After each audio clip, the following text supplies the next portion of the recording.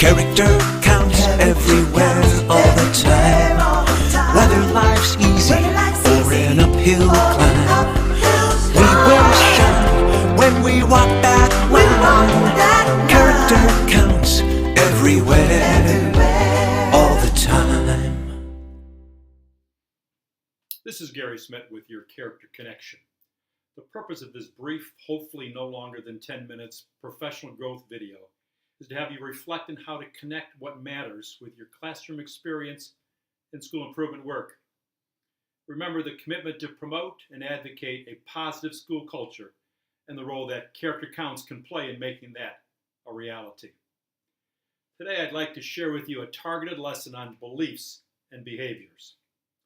Let me begin with an example from a workshop I conducted with school administrators. I asked the principals to take out a sheet of paper and write down their school's or the district mission statement and any values or core beliefs that have been identified as being important and written to define who they are as a school and what they represent. I really didn't think it would be all that hard for these talented and skilled administrators to do, but my request was met with mostly blank stares. Since I just started the session, it could not have been that the participants had already dozed off or that they were checking text messages on their smartphones. You see, for many, the statements of mission or values were just words and not something they saw as being necessarily put into action. We have curriculum to cover, standards to master, assessments and performance to complete, Gary. How can we possibly be bothered by something as nebulous as character, values, attitudes, and beliefs? You see, we don't measure those things. Well, maybe not in so many words, but you get what I mean. When I asked them to check on their school's or district website to find mission and value statements, it was discovered that they all had a connection to what? Beliefs and desired behaviors. I'll paraphrase just a few of them that were shared that day with me. We are a community of lifelong learners that demonstrates the knowledge, skills, and values required for productive global citizenship. Are transforming lives by instilling 21st century skills, enabling each student to flourish as a trustworthy, responsible, respectful, caring citizen in the global community. What makes this vitally important for our schools is that our actions should be driven by what it is that we value. Every decision in a school should reflect how it applies to what we hold dear, or at least what we profess to be important. We need to remember that our basic beliefs and convictions are called values. And our values are reflected in the attributes that comprise our character and drive our actions. But then it's also about behaviors. It's about how we respond to certain situations as reflected in the choices made. One could say that our conduct or behavior is determined by our choices. Character counts is about beliefs and behaviors, and how not only to instill those key beliefs in students, but to strive and have student behavior reflect a conscious choice to put those beliefs into action. Ralph Waldo Emerson said it something like this: "What you do thunders so loudly, I can't hear what it is that you say." When we think about how this plays out in a classroom with students, we need to be intentionally focused on the fact that your school's key beliefs are evident in the outcomes of the behavior of students. It's not just the words on the wall. It's evident in the results of how we demonstrate what it is we believe. For your school, the 6 pillars of character are not just words, they're desired behaviors. This can be summarized in the following quote that I came up with and put on a little mini poster. Spouting your beliefs doesn't make you a good person. Your behavior does. Remember the Chinese proverb, talk does not cook rice. I thought of this when my grandkids were playing around with glow sticks. You know what a glow stick is and the light it transmits when the inner capsule is broken. I'd like to use the glow stick as an experiential activity with you, as a means of illustrating beliefs and behaviors.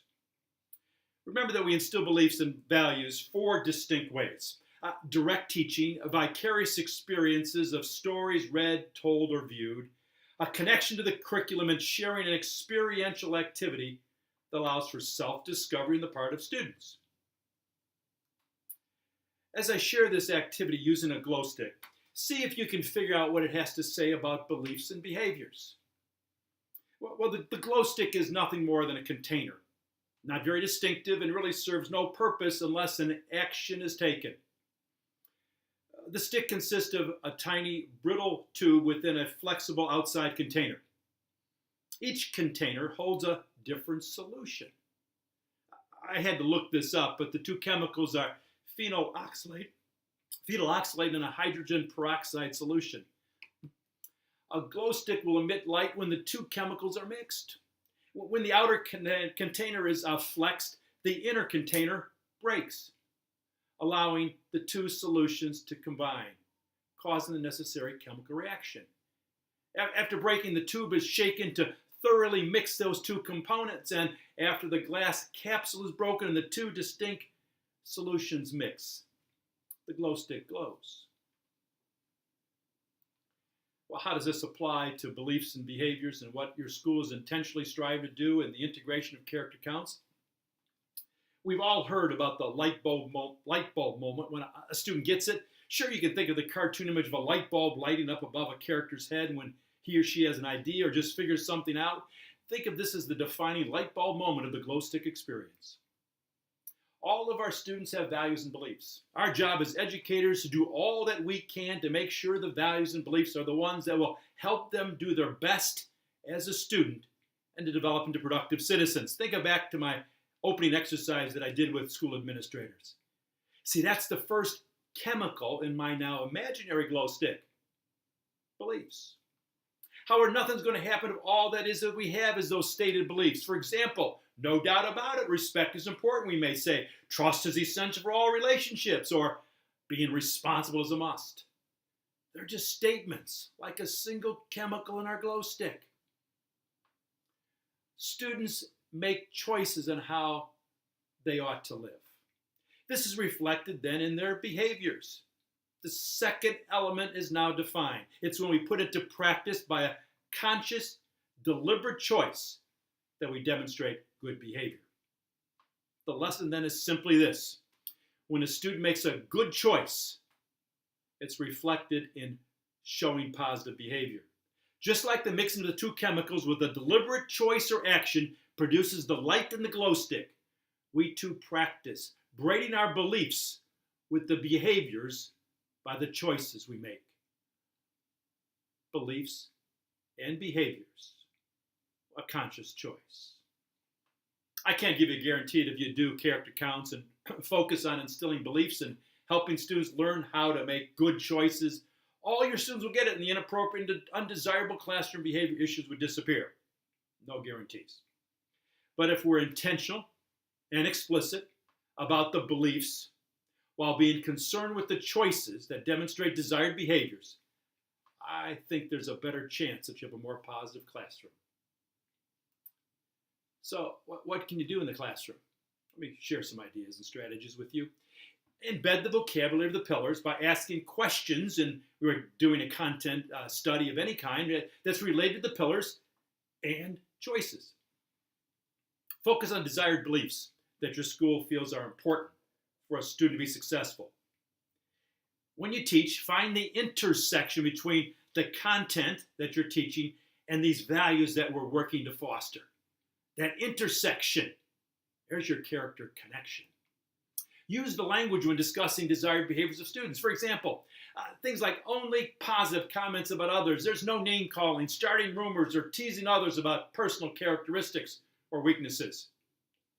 Or if there's a challenge in the classroom, how did your violation of a pillar of character get you in trouble? What effect did your behavior have on yourself and others? What could you have done differently in this situation to have it keep from happening again? Even though I may not be with you to take time to discuss how beliefs and behaviors impact in your classroom and your role as an educator, I'd still like to conclude this lesson with a reflection exercise. I'm going to go back to that quotation poster on beliefs and behaviors, but this time I've added some discussion questions that you could respond to in pairs, as a small group, or even individually. Spouting your beliefs doesn't make you a good person. Your behavior does. Remember, talk does not cook rice. Here's some questions to reflect on. What do you think the quotation means, and how does it apply to our school? Well, what's more important to you as a staff member? Having stated beliefs that are clearly identified about who we are as a school, or behaviors that reflect a conscious and deliberate choice to live up to our school's beliefs? Explain your response. We have stated beliefs of desired expectations on the part of our students with the 6 pillars of character. Why is that not enough? What more is required? And since we've identified the fourth question, since we've identified the desired beliefs, what can we do to instill them in our students so that they become outcomes of their behavior? For you, what teaching strategies work? How do you do it?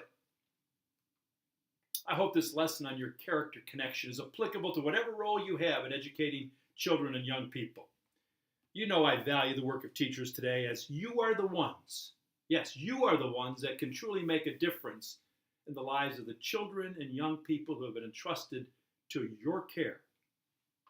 Thanks again for all you do in making sure that character truly does count. I care about you, you care about me. We live in harmony. With our kindest hands, we build loving